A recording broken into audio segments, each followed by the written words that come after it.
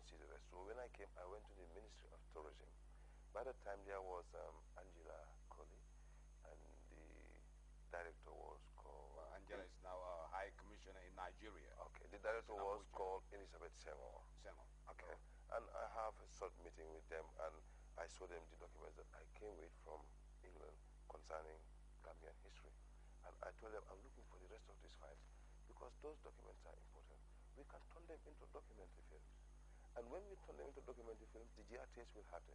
Gambian history students will be more, it will be more easy for them to develop their historical careers. So I was looking for the rest of these files.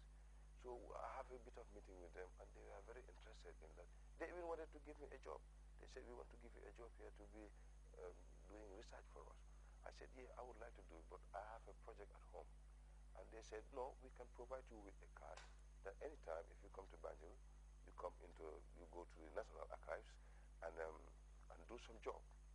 Okay, after they give me an appointment, another 2 weeks, I have to go there to see them, and I finally met that everything was changed. Elizabeth was not there, somebody else was there. So it was like, okay, I have to start from zero again. So I went home, but I'm still thinking of knocking those doors.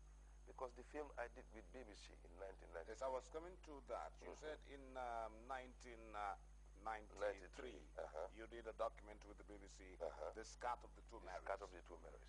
What is that about? Okay, this was about a documentary in Jamaica. In 1801, there was a British captain in Jamaica who was married, and his woman was having slaves.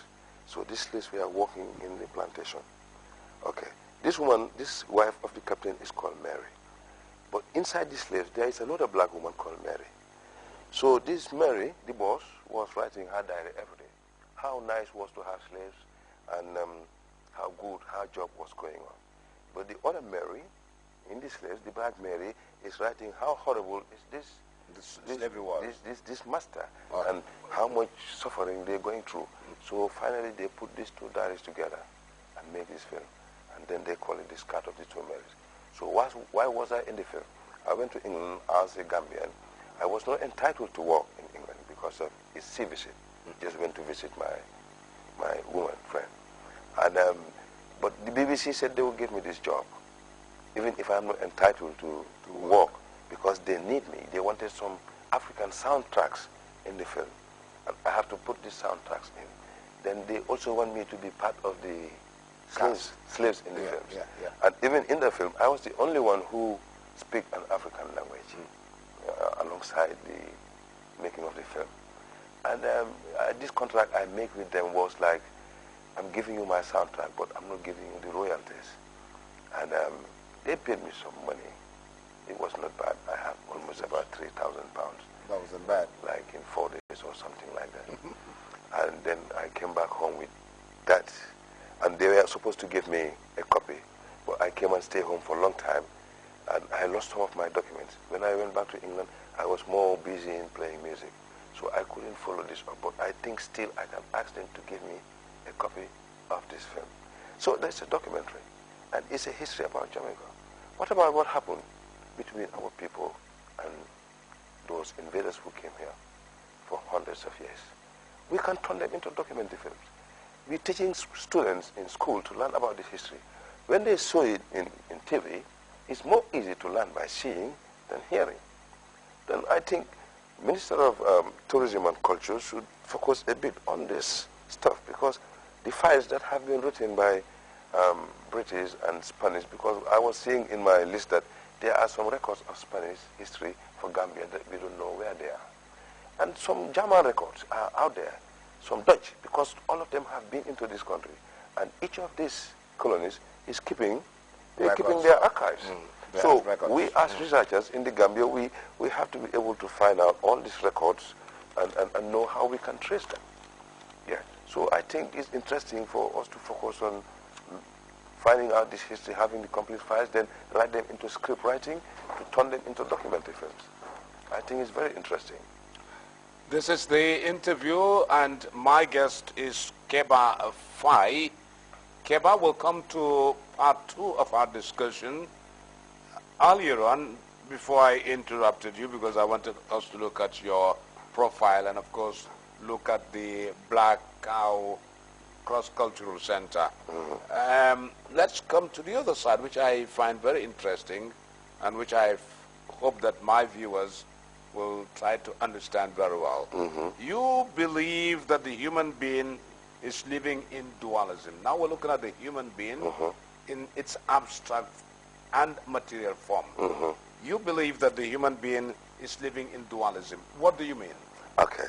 What I mean by dualism is the human being is a victim of two energies, positive and negative energy. But where does these energies start from? It starts from the desire, but finally ends up in the mind. Because the human being is divided into three different planes: spiritual plane, astral plane, and physical plane. In the spiritual plane, you have three different bodies. In the astral plane, you have one body. That is your desire, is the heart.